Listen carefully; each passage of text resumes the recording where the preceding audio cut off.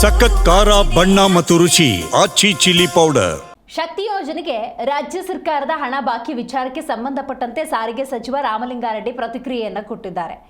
BJP ಅವಧಿಯಲ್ಲಿ ಕಾರ್ಮಿಕರ ಬೇಡಿಕೆಯನ್ನು ಬಾಕಿ ಇಟ್ಟುಕೊಂಡಿದ್ರು ಅಂತ ರಾಮಲಿಂಗಾರೆಡ್ಡಿ ಬಿಜೆಪಿಯವರು ಶಕ್ತಿ ಯೋಜನೆಗೆ ರಾಜ್ಯ ಸರ್ಕಾರ ಹಣ ಬಾಕಿ ಇರಿಸಿಕೊಂಡಿರುವಂತಹ ವಿಚಾರವನ್ನು ಪ್ರಸ್ತಾಪಿಸಿದಾಗ ಬಿಜೆಪಿ ಅವಧಿಯಲ್ಲಿ ಏನಾಗಿತ್ತು ಅನ್ನೋದನ್ನು ಉಲ್ಲೇಖ ಮಾಡಿದ್ದಾರೆ. ಅವರ ಅವಧಿಯಲ್ಲಿ ಒಂದೂ ನೇಮಕಾತಿ ಮಾಡಿರಲಿಲ್ಲ.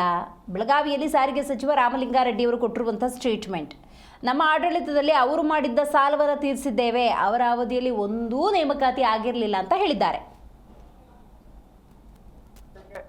ನಾನು ಇದು ವಿಧಾನದಲ್ಲಿ ಶಕ್ತಿ ಬಾಕಿ ಎಷ್ಟು ಹಣ ಇದೆ ಅಂತ ಪ್ರಶ್ನೆ ಕೇಳಿದರು. ಪ್ರಶ್ನೆ ಕೇಳಿದಾಗ 4,000 ಕೋಟಿ ಬಾಕಿ ಇದೆ ಅಂತ ಹೇಳಿದ್ದೀನಿ.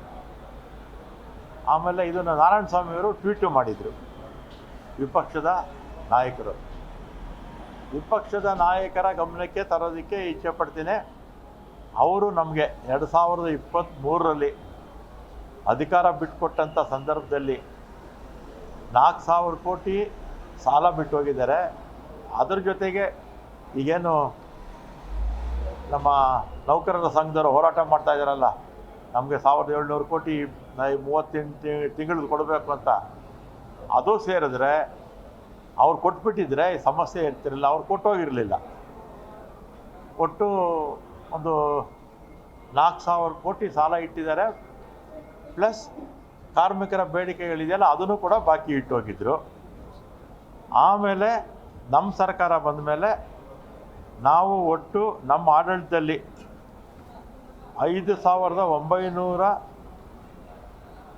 ಅವರು ಮಾಡಿರ್ತಕ್ಕಂಥ ಸಾಲವನ್ನು ನಾವು ತೀರಿಸ್ತಾ ಇದ್ದೀವಿ.